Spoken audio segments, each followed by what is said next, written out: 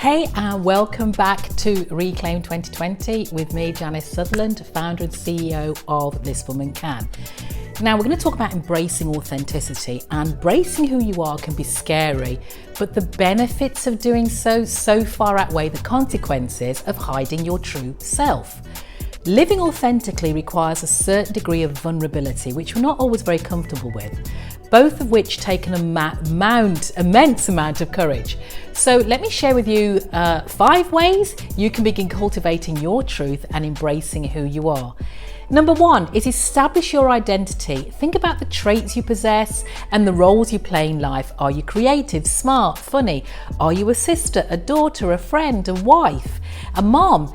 Get in touch with your inner self and make an identity list by beginning your sentences with I am and filling in the blanks thereafter.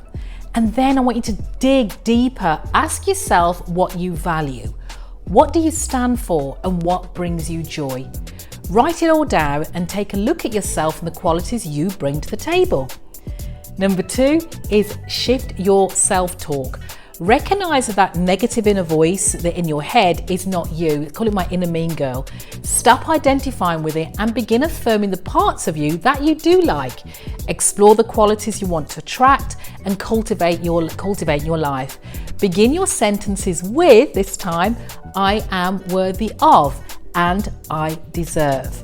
By the law of attraction, what you focus on expands.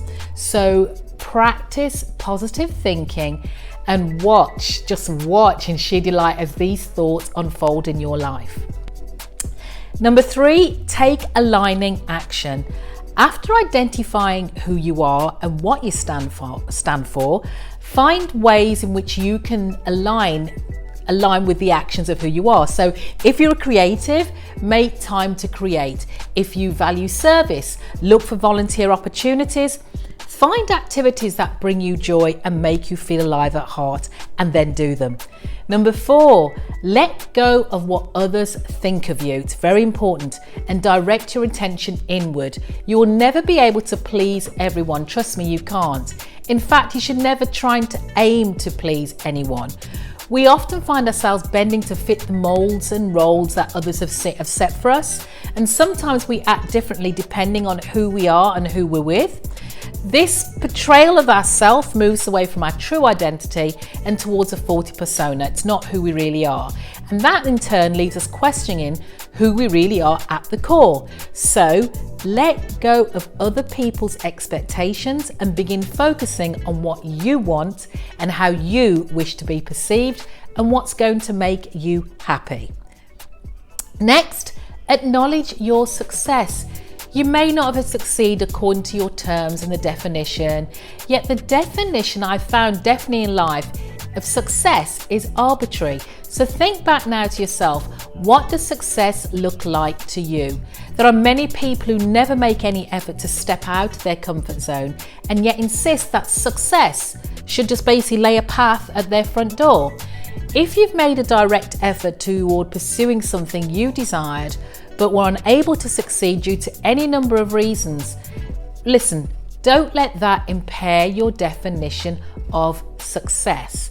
For failure is just a stepping stone to greatness, and it's all part of the process towards reaching your goals.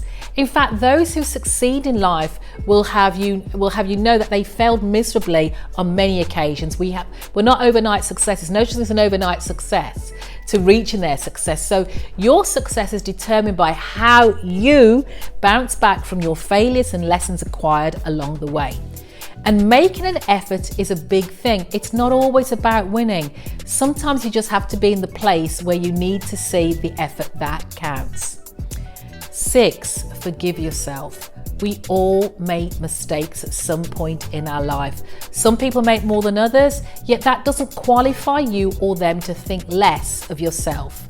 Holding on to your mistakes and really thinking negatively and spending all that time on them really inhibits your vital neural pathways in the brain, and it stops you from learning. Your brain is engineered for growth and learning within the context of fun environments. And we are all, trust me, we all make mistakes. We still continue to make mistakes. No one is immune to it. So learn to forgive yourself by practicing detachment of the outcomes. It doesn't determine who you're going to be. Trust that whatever happened in the past was done with the level of awareness that was apparent to you at that time. In other words, you didn't know any better. You were doing your best that you could, given the resource available to you at that particular time. Therefore, thus, forgiveness opens the doors to moving forward.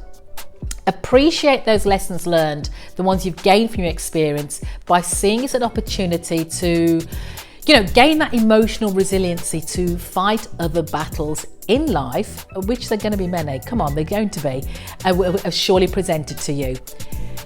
Do things that scare you next. Yeah, do things that scare you. The search for authentic identity is a long and changing journey. We're human beings and we are programmed to evolve. And who you are today is not who you are yesterday or who you'll be tomorrow. And I know change is scary, but embrace it. Embrace it. Give it a great big hug. Every time we look fear in the face and challenge ourselves, we're expanding and learning valuable life lessons. The things that scare us most are typically the things that we need to do the most. And these are the things that will provide us with the most amount of growth. So be open to change and do something that scares you every day. I'd love to hear how you're getting on, so drop me a line, leave a comment, share this with someone you know could do with your support and learn how to reclaim 2020. I'll see you next time.